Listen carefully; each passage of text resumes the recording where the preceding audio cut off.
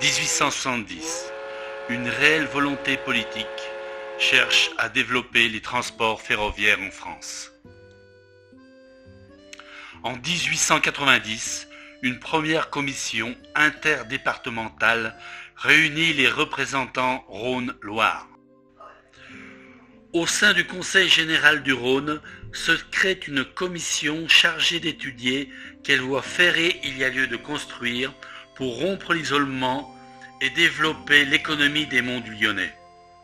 Il s'ensuit la décision de réaliser 4 lignes à voie métrique et traction vapeur: Mornan-Rive-de-Gier, Messigny-Saint-Symphorien-sur-Coise, Pontcharrat-Sainte-Foy-l'Argentière et l'Arbrel à Panissière.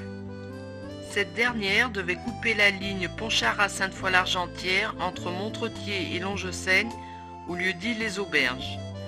Le coût des travaux fut fixé à 70 000 francs du kilomètre. Même celui des transports des voyageurs et du matériel fut établi, ainsi que la fréquence des rotations, 3 trains par jour. Il était prévu 76 passages à niveau non gardés. Ce n'est donc qu'en 1912 que débutèrent les chantiers préliminaires. Officiellement, le 3 février 1913, les premiers coups de pioche furent donnés simultanément à 3 endroits: la couverture du Trézoncle à Saint-Bel,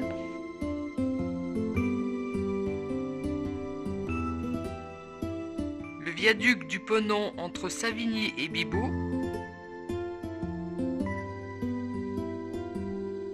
le tunnel de Panissière.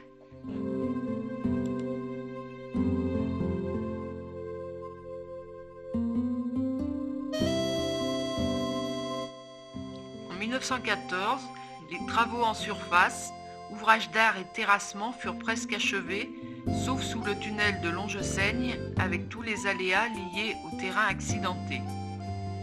Au cours de l'année 1915, des hommes non mobilisables et de nombreux ouvriers étrangers travaillèrent même pendant le terrible hiver 1915-1916 sous ce tunnel.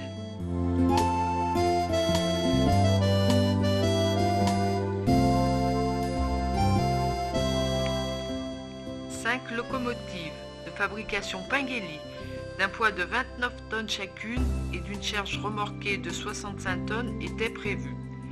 Les voitures de 8 tonnes à vide étaient fabriquées par les entreprises Buffo, Rebatel et Wet, d'une longueur de 9,30 m, comportaient un chauffage à vapeur provenant de la locomotive et circulant dans des chaufferettes aménagées dans l'épaisseur du plancher. Le reste du matériel roulant était composé de wagons plats, wagons couverts et wagons tombereaux.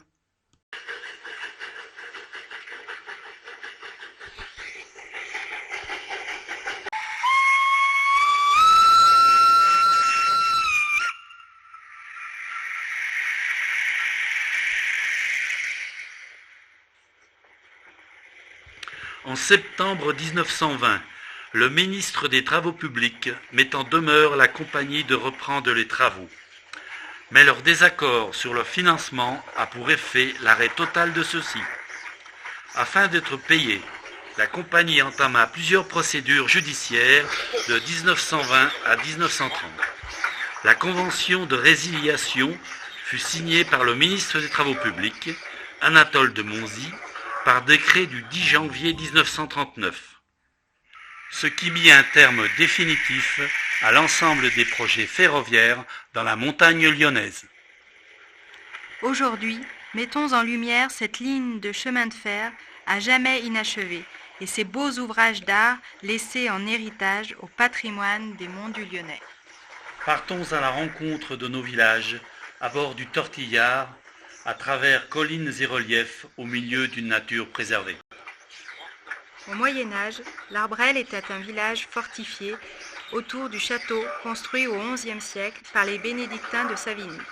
Aujourd'hui, le collège Champagnat a investi les lieux.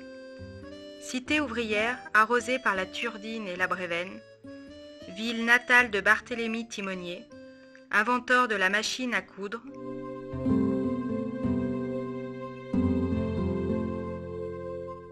et de Claude Terrasse, auteur-compositeur d'opérettes.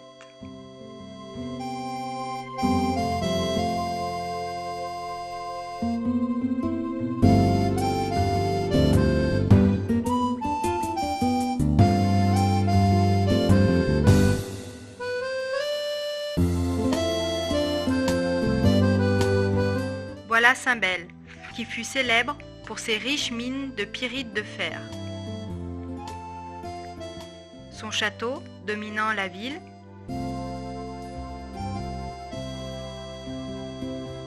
traversé par la Brévenne, aux colères parfois monumentales. Le Trésoncle, couvert spécialement pour le passage de la ligne,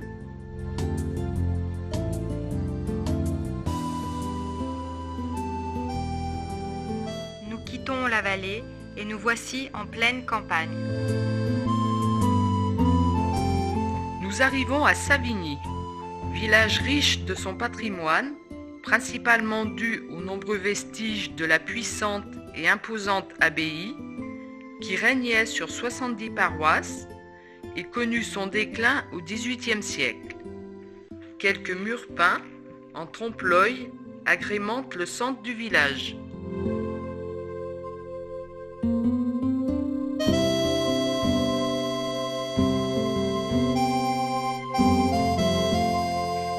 Dès sa sortie, nous prenons de la hauteur. La pente est raide, 4 cm de dénivelé au mètre. Le petit train adopte une allure de sénateur.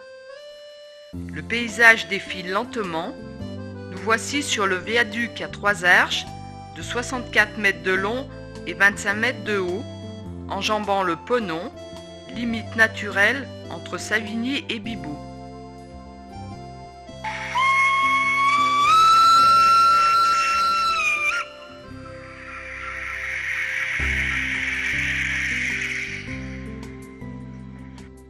Bibeau, niché dans un repli, bien à l'abri, ce bourg est doté d'une chapelle dédiée à Saint-Roch. Devant l'entrée, une croix datant du XIVe siècle, la plus ancienne du département du Rhône, classée à l'inventaire des bâtiments de France. En contrebas, une ravissante église en pierre dorée. Quittons ce village en traversant le viaduc, appelé ainsi par les Bibolans. Nous partons à flanc de colline, dominant le village de Besnay. À nos pieds, des centaines de cerisiers blancs posés tels un carré de dentelle.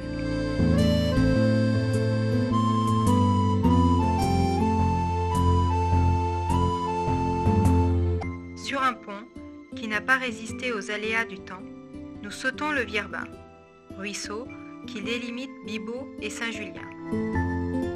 Puis, avançons sur un pont talus construit afin de permettre le passage des troupeaux et des engins agricoles.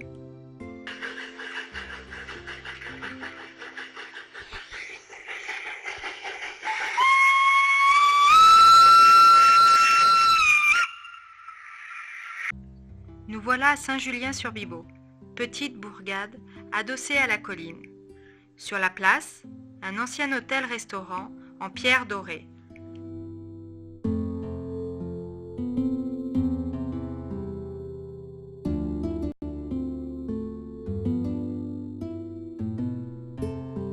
Au-dessus du portail de l'église, des anges sculptés dans la pierre, décapités pendant la Révolution. Passant le pont des Gouttes, continuons notre voyage à flanc de coteau jusqu'à la halte de Tyr.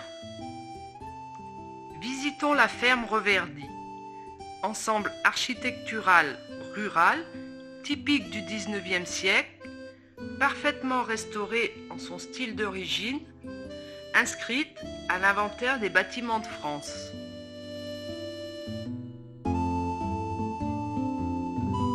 Encore un pont à traverser au lieu dit Grand Val, et nous voici sur l'autre versant. À la sortie d'une courbe, apparaît la halte de la Grande Cour, petit hameau bien fleuri, perdu au milieu des prés, près d'un pont talus. Suivons le tracé, et à travers le bosquet, nous apercevons celui des Bottières, quelques centaines de mètres avant le mur de soutènement du cimetière de Montretier.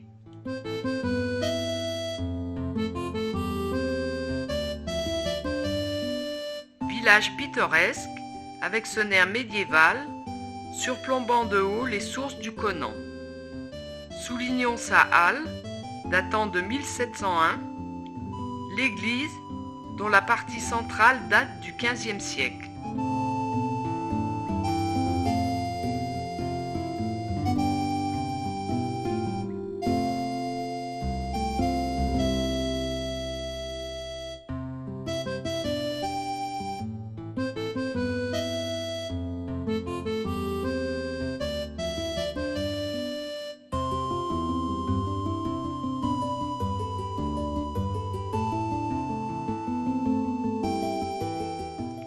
La chapelle Saint-Martin-des-Périls, inscrite à l'inventaire des monuments historiques, construite au Xe siècle.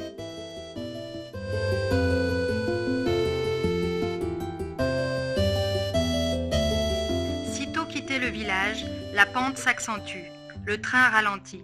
Quelle chance, nous avons le temps d'admirer le majestueux Mont Blanc.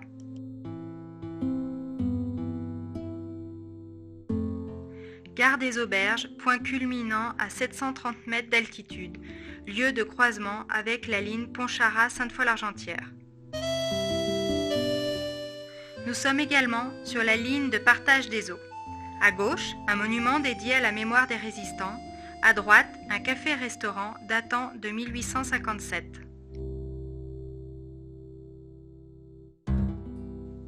Nous amorçons la descente, non sans avoir admiré la chaîne des monts du Forêt.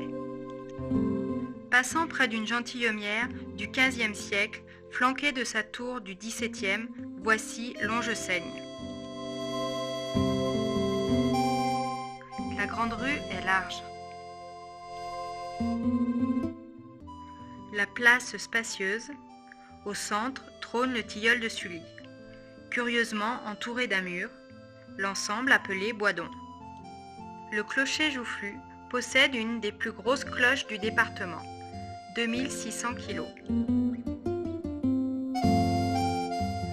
Dès les premiers tours de roue, nous nous engageons sous un tunnel de 140 mètres, construit selon la méthode franco-belge.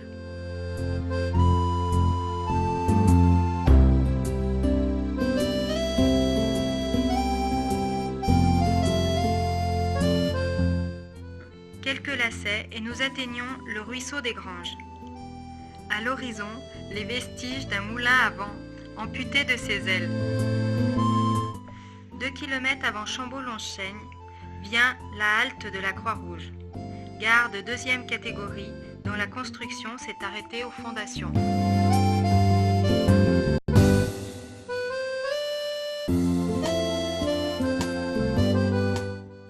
Chambaud-Longesaigne, village de transition entre Rhône et Loire. En passant sous le porche Saint-Maurice, nous arrivons sur une place semi-circulaire, pavée de granit. À gauche, une maison à colombage, rare dans la région.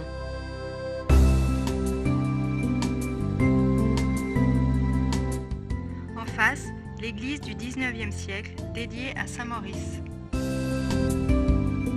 Contournons les abords du village, la chapelle du Mortier, XVIIe, voisine du château.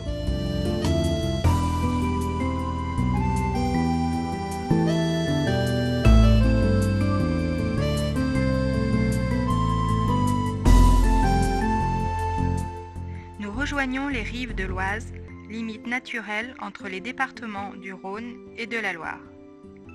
Le petit train franchit la rivière sur le pont qui enjambe l'Oise. Il remonte vers le hameau du Moncey et s'engage sous un tunnel de 410 mètres de long pour rejoindre Panissière, gare d'arrivée en provenance de l'Arbrel. Panissière, ville de tisserand qui a vécu des décennies au rythme du bruit caractéristique des métiers à tisser. Ses véhicules de loisirs de renommée internationale, ses nombreux vestiges et ouvrages d'art du monorail, avec une reproduction grandeur nature de la locomotive aux Grand Place. Le kiosque sous lequel la Philharmonique régale son auditoire. Panissière, terminus de notre voyage. Avant de se quitter, nous voudrions vous demander, êtes-vous satisfait de ce voyage? à travers nos petits villages si charmants, accueillants. Avez-vous pris du plaisir à les découvrir? Bien sûr, c'est sûr, il aurait été plaisant de s'arrêter quelques instants pour contempler, admirer ces parterres de fleurs aux chatoyantes couleurs, arrosés, choyés sans mesure aucune par nos employés de commune. Regardez à travers près nos jolis troupeaux bariolés, nos beaux champs de blé. Goûtez, appréciez les excellents cabrions et délicieux saucissons. Dégustez, savourez fraises, framboises, groseilles, bigarreau dans sa robe vermeille. S'arrêter, écouter le doux murmure d'un ruisseau, le chant mélodieux d'un oiseau. Ne cherchons pas ailleurs, il est ici le vrai bonheur.